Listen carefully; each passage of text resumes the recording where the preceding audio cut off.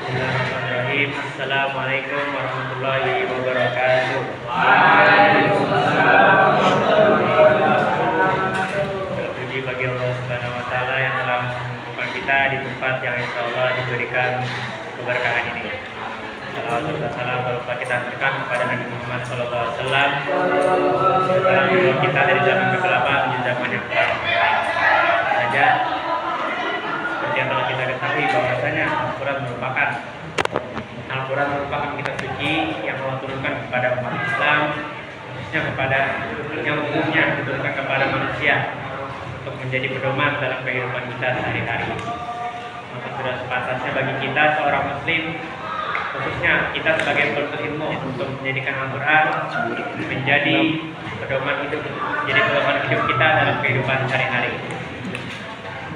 Karena itu cara agar kita bisa menjadikan Al-Quran sebagai pedoman hidup kita yaitu dengan cara berinteraksi dengannya, seperti membacanya, dengan cara memurojaah, dengan cara mentadabburinya. Allah Subhanahu wa taala menyukai hamba-hambanya yang dekat dengan Al-Quran, sehingga mereka disebut dengan Ahlul Quran. Siapakah Ahlul Quran itu? Dalam hadis yang dari Anas bin Malik radhiyallahu anhu, bahwasanya Rasulullah SAW bersabda, sesungguhnya Allah memiliki keluarga di antara para manusia. Maka para sahabat bertanya, wahai Rasulullah, siapakah mereka? Maka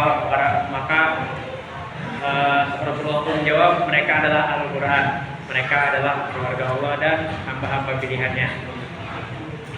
Dari hadis ini dapat kita ketahui bersama bahwasanya orang-orang yang kuat imannya dan kuat interaksinya dengan Al-Quran disebut dengan Ahlul Quran.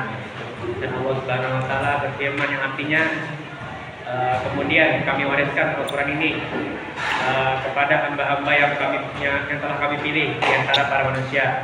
Kemudian di antara mereka ada yang tidak mengambil Al-Quran sebagai pedoman hidup mereka, dan juga di antara mereka ada yang setengah-setengah dalam mengambilnya, dan di antara mereka ada pula yang mengambil Al-Quran sebagai petunjuk hidup mereka. Mereka itu adalah orang-orang yang berbuat baik, dan itu adalah karunia yang amat besar. Quran surah Fatir ayat 32. Berdasarkan ayat ini, maka manusia dibagi menjadi tiga berdasarkan interaksinya dengan Al-Quran. Yang pertama yaitu zalimun li nafsi, yaitu orang-orang yang tidak menjadikan Al-Quran sebagai pedoman dalam hidupnya. Orang ini tidak konsisten dalam menjadikan Al-Quran sebagai pedoman hidupnya, bahkan ia membangkang terhadap Al-Quran. Yang kedua yaitu muktasid. Muktasid ialah golongan pertengahan. Terkadang mereka mendekat dengan Al-Quran, namun terkadang mereka menjauh dari Al-Quran. Golongan ini juga belum konsisten dalam menjadikan Al-Quran sebagai pedoman hidup. Dan yang ketiga ialah sabiqun bil khairat.